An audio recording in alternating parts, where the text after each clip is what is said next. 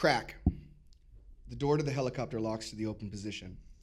The latching sound resonates in time with the throbbing of the rotors and the whine of the turbine engine. A hot wind envelops my whole body, seeming to appear out of nowhere, but it's always there, stifling. The heat never goes away. Neither does the earth and the grit, like an old wool blanket that you can't shake off. My legs twitch to release the covers as I attempt to air out my sheets. Crack. Again, the door locks open. This time, the sound in my ears is louder, sharper. It lingers, beating to the drum of the blades. The high-pitched screech is searching for the last corner of my brain that it hasn't been reached yet. I can feel my heart shaking my lungs as I dig deep for breath. Crack. I smell blood. Crack. Beep. It's my alarm clock. My eyes snap open as I gasp for air, trying to purge the copper taste from my throat that still lingers from my dream. I am awake. I can feel my skin rise against my body like a cat on all fours, back arched, cornered by an unexpected animal. Not yet sure if they are a friend or a foe. The back of my neck is stuck to my pillowcase. Sweat has locked it in place, like a warm palm on a frozen door handle in winter, only willing to release if applied with the right amount of pressure. I don't move. I don't breathe. I listen for the sound of rotor blades. I listen for the whine of churning engines. I listen. Beep. Only my alarm clock. I am awake. I pry my torso off the sheets, supporting my weight with a cocked elbow. As I swing mechanically for the alarm clock, I feel the heat of my body dissipating. It's autumn, and the timid cool of the season's change is discernible at this hour. I dread the moment my feet contact that cold bedroom floor. A relic of my childhood past, morning was my time to dream. Those beautiful moments after waking up, before I began my day, when I could linger in a state of hazy opportunity, fantasizing about pulling off my first kickflip or that sweet victory accomplished in the lunchtime snack trade, not having to exert any effort into completing the tasks ahead, but rather relish in the certitude that, of course, everything would work out as designed. The moment my feet hit the floor, though, fantasy swiftly turns to reality. Begrudgingly, I must go forth to showers, breakfasts, car rides to school, teachers, lunch lines, etc., etc. It's funny to me that I'm still in school. It's fall, and I'm 3 weeks into my courses at community college. It has been 11 months, 24 days since I left the military. Now in my second semester, student life has yet again filled my days with the same activities of my childhood. Waking up, showering, breakfast, taking the bus to school. All of those things that were so innocent in the abstract and less enjoyable in practicality as a kid, now, without innocence, followed in the same manner, although different. Everything is different. Everything has changed.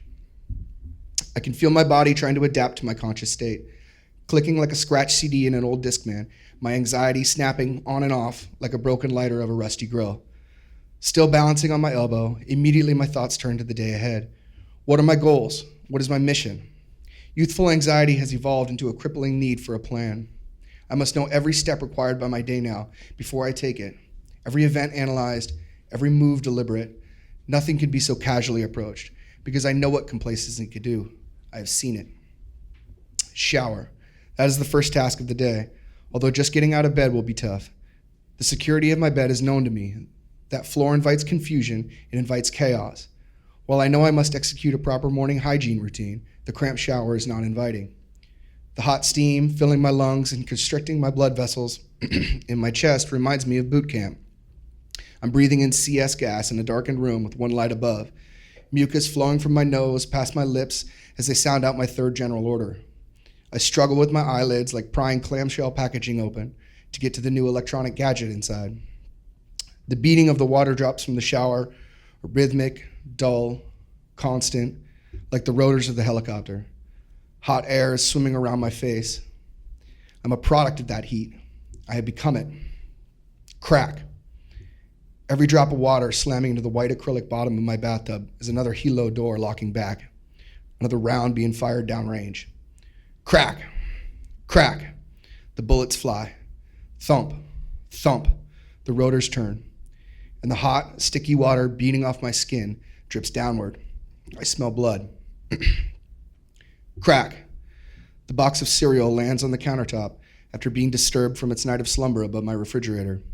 It's breakfast time. Yes, that would be next on my list of objectives. Breakfast is no longer an enjoyable break in the morning routine. It is a function. It serves a purpose. My body is a machine, and a machine must have fuel to run. I know this. I know this because I am a mechanic. I am a mechanic of the human body. And just like a machine, the human body, when it is broken, can be fixed. Just like the mechanic, the medic fixes it. The mechanic can replace an engine gasket when it is blown. I can reinflate the lung of a 19-year-old Marine after it has been pierced by a 7.62 millimeter round hurled from an AK-47. Like a mechanic's, my hands work off muscle memory, locating the entry site from the pool of blood collecting under the cover of his BDU. I listen for the muted gargle of air escaping his lungs. I smell the sweet copper stench of blood mixed with lingering sulfur. I can see the pinkish bubbles forming forth from the glistening black hole in his chest. They are about the size of the milk bubbles collecting on the edge of my cereal bowl. One of them pops. Crack. I drop my spoon. What's next? To school. Yes, I must plan my way to class. I have to catch the number 44 bus southbound from the bus stop 67 paces from my apartment.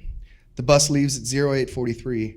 I must leave my apartment no later than 08:36 to allow for any unforeseen deviance in the schedule. Complacency kills. Crack. The door to the bus snaps open, and I wait for a frail woman to disembark clutching a brown tote and a copy of today's newspaper. I wait, listening to the whine of the bus engine, its hot fumes reeking of petroleum. A hydraulic valve releases a hiss like that of a nitrous canister in a dentist's office right before you are fitted with the mask. It's whispering at me, like the hiss of the stretcher as the medical team raises the bed up level with the helicopter door, ready to be ridden by a 19-year-old Marine, as ready as he was for his first ride in the car his parents bought him when he turned 16 just 3 years ago. I know that is how I must be today. Ready to ride that bus, ready for anything to happen, ready for that moment just after the crack when the tires start shrieking and the glass starts breaking and the metal starts twisting and tearing, metal propelled haphazardly through the air, racing, twirling, searching, seeking out a lung for it to perforate. Always you must be ready for an IED because complacency kills. I am awake. And now what? After the bus. I must know this before my feet hit the ground, before my bedtime sanctuary is abandoned. How do I prepare for class? As a child, getting ready for school was much more linear. Make sure I had my lunch, my books, my homework, try not to forget my sweatshirt in my locker, try to get picked for the good kickball team during lunch. But now everything is different. Now I must try not to get picked for anything at all. I try not to draw any more attention to myself than I already do. I am 5 years senior to my average classmate, and with my arms branded in military tattoos, I stand out. In Iraq, it was never good to stand out. In Iraq, we wear combat boots to support our ankles, to protect our feet, to kick down doors. Now I must choose footwear that makes the least amount of noise as they batter against the linoleum floor in the classroom. My legs churn up and down with anxiety, far too fierce to control, pumping like the pistons of a turbine engine. My heels launching and landing with a rhythmic thud on the cold ground. I hear the rotors. I smell the chemicals used by the morning janitor to wipe the floors clean. The smell of the chemicals used to wipe the blood from the floor of that tent hospital. I can feel the hair on my neck rise up as I think of the tension in that casualty receiving bay. The confusion, the chaos, the noise, the movement, like walking through a courtyard on campus. Everyone going somewhere, everyone doing something. What is my something? What is my mission now? To get home. To leave this school that reeks of ammonia and blood, this campus that's teeming with people that I don't know, whose missions are a mystery to me. Yes, I must get home to my bed, my sanctuary, to sleep. I need more sleep. Crack. The textbook on the desk next to mine slams shut. Class is over. It's time to go home. Home. Yes, it is time to go home. Time to go to my apartment, 67 paces from the 44 bus stop. It's time to come home, in, out of the throbbing heat, in from the gritty air and that stench of JP5 and rubber. Yes, it's time to come home, to come back to a life of friends and family, safety, comfort, kickball, and paper bag lunches. I come home to my apartment, 67 paces from the bus stop, and my Marines are there waiting for me, laughing, drinking, all of them stuffed into my shabby living room as if we were back at the barracks, oogling the new Boots Facebook pictures of his girlfriend at home. All of us there, even the ones that didn't come home. But no, that's not right. That's not home. That's just a dream, a hazy half memory of a time before, a flickering thought of what would never be. My bed is my home, my blankets. There I am safe. There I am home. I am alone. I am awake. Crack. My feet touch the bedroom floor. Thank you guys.